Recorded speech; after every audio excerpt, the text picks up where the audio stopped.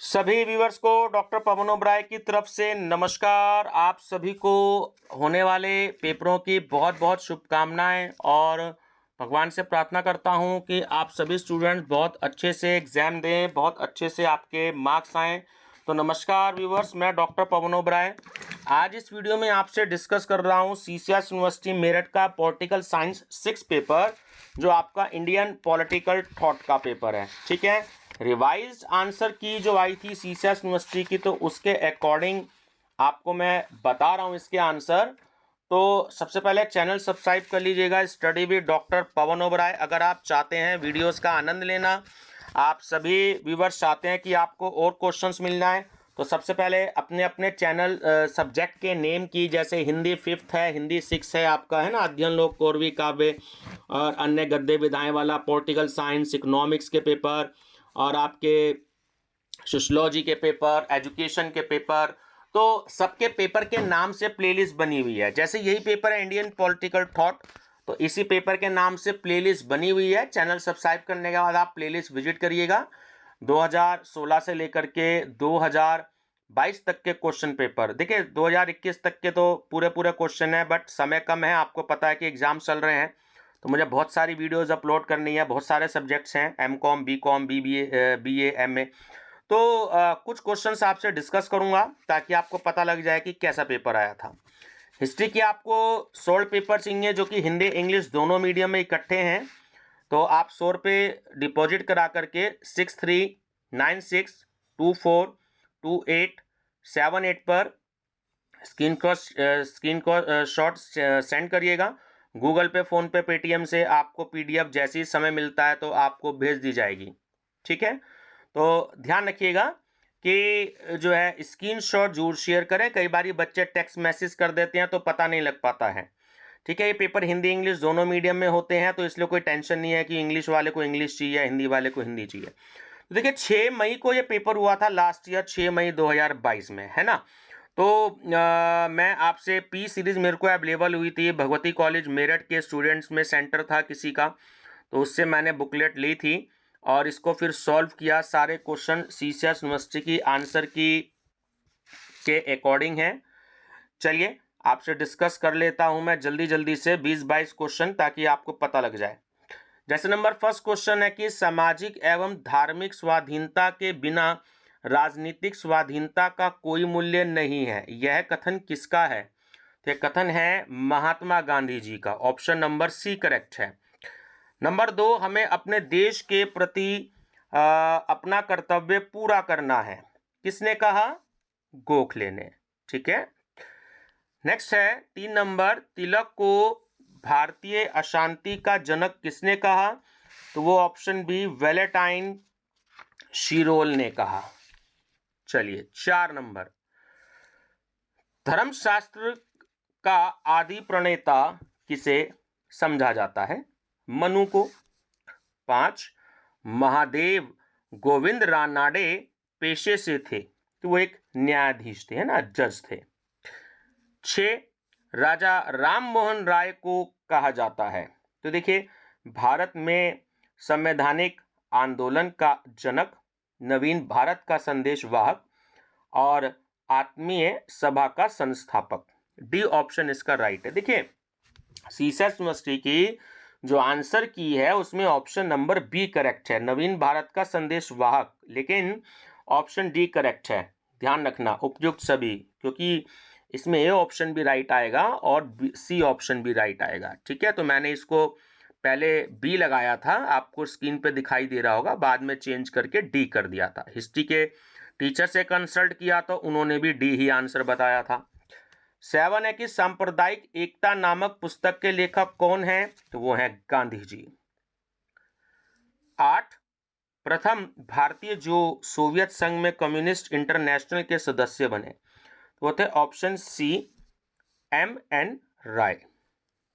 9, मनु के कोश संचय सिद्धांत में निम्नलिखित में से क्या सम्मिलित नहीं है? तो वो थी एक्साइज ड्यूटी, व्यापार कर। क्वेश्चन नंबर 10, भीष्म ने निम्न में से राज्य की उत्पत्ति के किस सिद्धांत का समर्थन किया है? तो वो है दैवीय सिद्धांत, ऑप्शन बी। 11, समाजवाद क्यों नामक पुस्तक रचना किसने की? तो वो जयप्रकाश नारायण ने की। 12, गणपति और शिवाजी उत्सव का प्रारंभ किसने किया?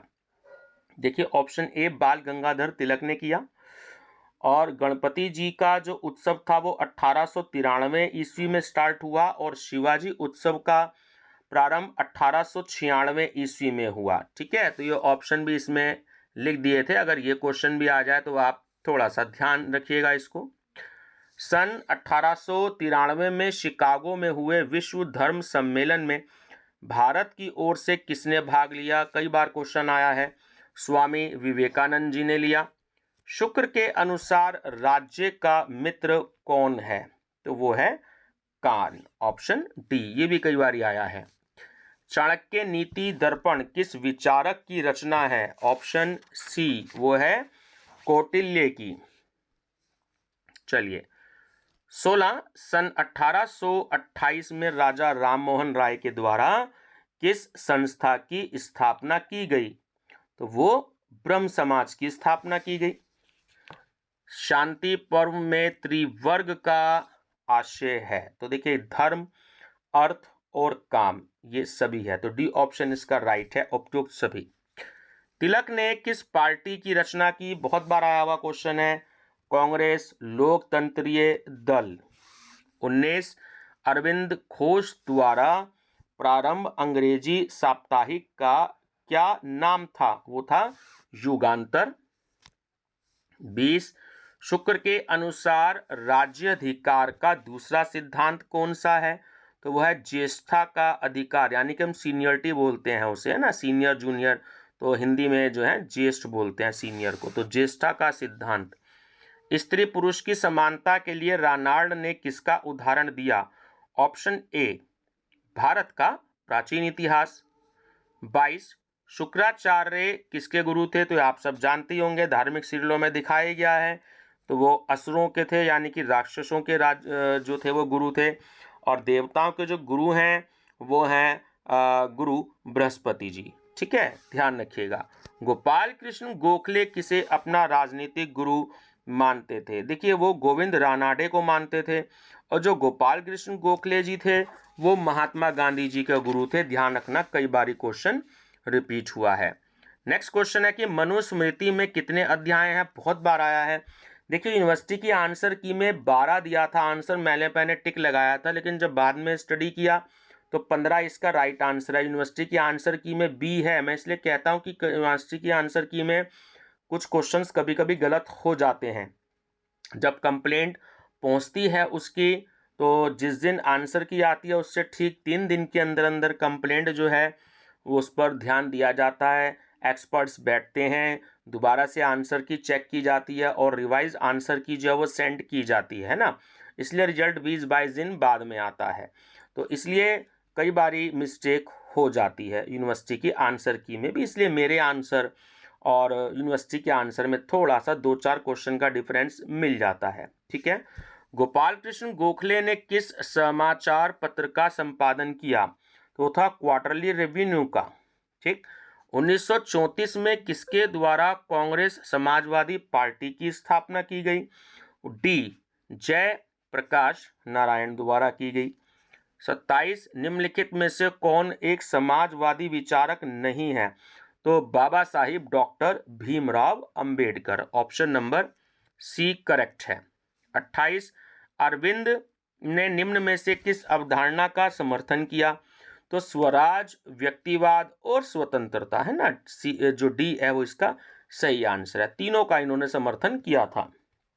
29, कि इनमें से कौन सी पुस्तक जयप्रकाश नारायण द्वारा नहीं लिखी गई?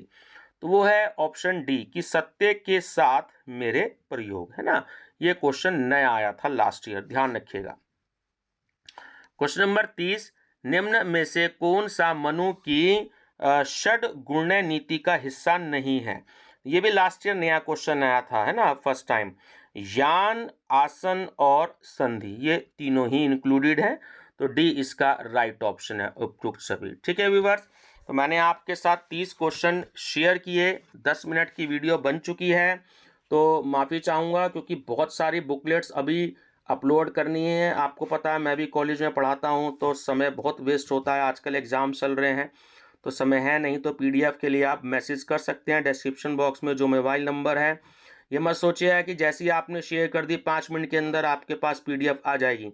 बहुत सारे बच्चे क्यू में लगे हुए होते हैं, तो जब जिसका नंबर आएगा इसलिए उसको जो है पीडीएफ भेजी जाएगी, चाहे आपका एग्ज़ाम 1 दिन बाद हो चाहे 2 दिन बाद हो। तो बच्चे ऐसे बहुत मैसेज करके फिर परेशान करते हैं कि सर मैंने पेमेंट भेज दिया, अब आप मुझे भेज दीजिए। तो ऐसा नहीं होता, आपसे पहले अगर 200 बच्चे लगे हुए हैं तो पहले उनको भेजी जाएगी, तब आपको भेजी जाएगी। तो इसलिए आपको पीडीएफ चाहिए तो कम से कम अपना 3 या 4 दिन का मार्जिन जो है वो लेकर के ज़रूर चलें, ताकि आपको अगले दिन भी पीडीएफ अगर मौका लगे तो आपको सेंड की जाएगी। जरूरी नहीं है सेम डे भी दे दी जाए। ठीक है, इस समय 13,000 से ज़्यादा सब्सक्राइबर चल रहे हैं, सभी बच्चों के पेपर हैं। अगर आप इसके 25% भी ले लीजिए तो आप देखिए मोबाइल में कितने मैसेज भरे पड़े होंगे, है ना, 5,000 से भी ऊपर।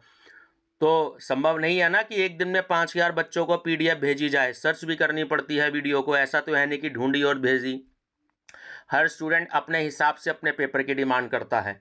तो इसलिए आपको जो पहले से ही पीडीएफ चाहिए हो तो आप उसको 5-6 दिन पहले से ही उसको मंगवा लें। ठीक है व्यूअर्स, तो मेरी तरफ से आप सभी को best of luck, best of luck and best of luck. Thank you.